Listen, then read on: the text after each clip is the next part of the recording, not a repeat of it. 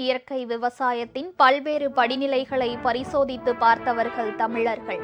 டெல்லியில் மத்திய அமைச்சர் எல் முருகனின் இல்லத்தில் நடந்த பொங்கல் விழாவில் கலந்து கொண்ட பிரதமர் மோடி பெருமிதம்.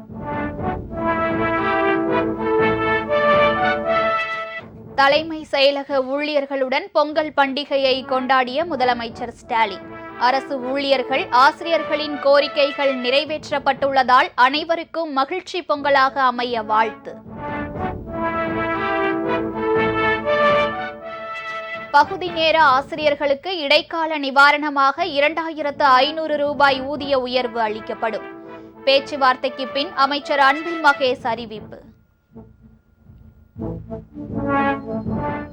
சபரிமலையில் நெய் விற்பனையில் முறைகேடு புகார், லஞ்ச ஒழிப்புத்துறை விசாரணை நடத்த கேரள உயர்நீதிமன்றம் உத்தரவு.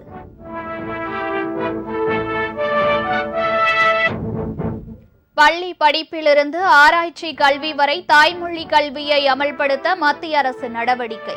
மத்திய அமைச்சர் தர்மேந்திர பிரதான் தகவல்.